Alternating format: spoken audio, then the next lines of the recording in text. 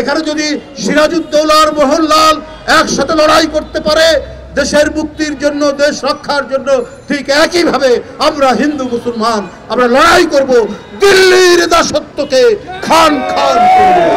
শেখ হাসিনার পতনটা একেবারেই মেনে নিতে পারছেন না, একেবারেই মেনে নিতে। 28 লক্ষ কোটি টাকা পাচার হয়েছে শেখ হাসিনার আমলে। একটা হিসাবে দেখেছিলাম যে 18 লক্ষ কোটি টাকা, আর পাচার হয়েছে, ঋণ পেয়েছে 18 লক্ষ কোটি টাকা, আর পাচার হয়েছে 17,60,000 কোটি টাকা। কিন্তু শ্বেতপত্র যেটা প্রকাশ হয়েছে সেখানে পাচার হয়েছে 28 লক্ষ কোটি টাকা। তাহলে এই কোটি টাকা কি, এই 28 লক্ষ কোটি টাকার কত টাকা পেয়েছেন সুবন্ধে বাবুরা? এটাও আপনারা বলুন, না হলে কেউ কিন্তু বলে দেবে। বিজেপির কোন কোন নেতা পেয়েছেন শেখ হাসিনার পাচার করা 28 লক্ষ কোটি টাকার ভাগ?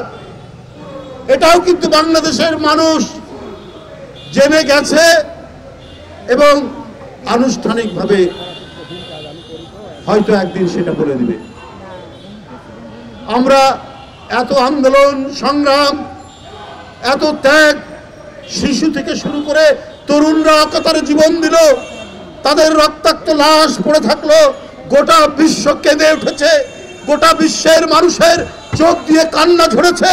আর ভারত, আপনারা আমরা পাশাপাশি, আমাদের সংস্কৃতির অনেকটা মিল আছে, তারপরেও আপনারা এতখানি হিন্দুত্ববাদী, এতখানি সাম্প্রদায়িক, এতখানি অন্ধ যে শেখ হাসিনাকে রক্ষা করার জন্য আপনারা বাংলাদেশের মানুষের বিরুদ্ধে, আন্দোলনকারী মানুষের বিরুদ্ধে, শহীদ মুগ্ধর বিরুদ্ধে, শহীদ আবু সাইদের বিরুদ্ধে আপনারা আপনাদের প্রচারণা যেটা চালাচ্ছেন, আমাদের এই শহীদদের বিরুদ্ধে সেটা যায়।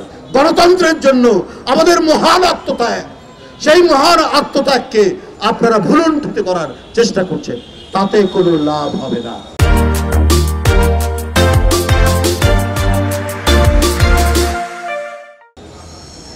আপনারা যদি মনে করেন এই করে আপনাদের আগ্রাসন সুসম্পন্ন করবেন, আমরা আমাদের স্বাধীনতা সার্বভৌমত্ব বিশ্বাস করি, রক্ষা করার জন্য অঙ্গীকারবদ্ধ। আমরা প্রত্যেকটা দেশের স্বাধীনতার মর্যাদা দেই। ভারত সহ যত ক্ষুদ্র রাষ্ট্র বড় রাষ্ট্র আছে প্রত্যেকেরই স্বাধীনতা সার্বভৌমত্বে আমরা মর্যাদা দেই।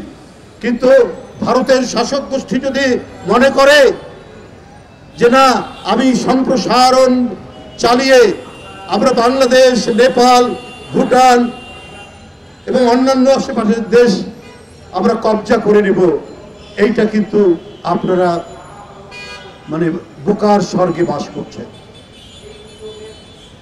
এইটা এই বাংলাদেশের মানুষের, তাদের যে তেজোদ্দীপ্ততা, তাদের যে দেশ রক্ষার অন্তর্নিহিত শক্তি, তাদের যে প্রাণের উন্মাদনা, এই প্রাণের উন্মাদনা ভারত কখনোই টের পায়নি।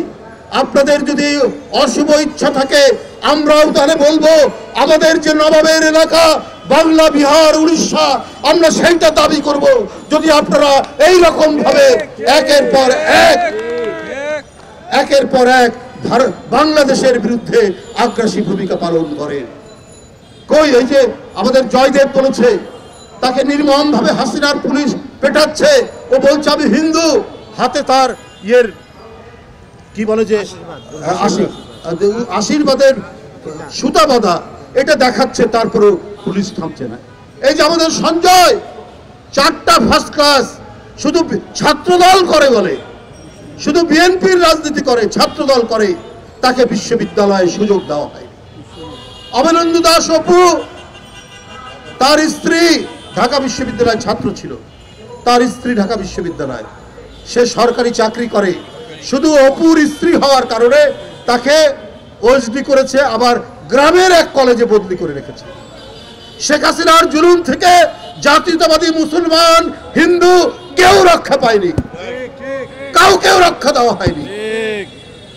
আপনারা শুভেন্দু বাবুরা, উনি শুনেছি এর আগে নাকি অন্য দল করতে প্রায় দল বদল করেন। নীতি ছুট, দল ছুট লোক, আদর্শ ছুট লোক, এদের যে কোনো আদর্শ থাকে না, সেটা ওই শুভেন্দু বাবুর বক্তব্যের মধ্যে দিয়েই আমরা পাই, যেটা ইউটিউবে আমরা দেখি। যাই হোক, উপস্থিত বন্ধুরা, আজকে সারা বাংলাদেশের মানুষ জাগরিত।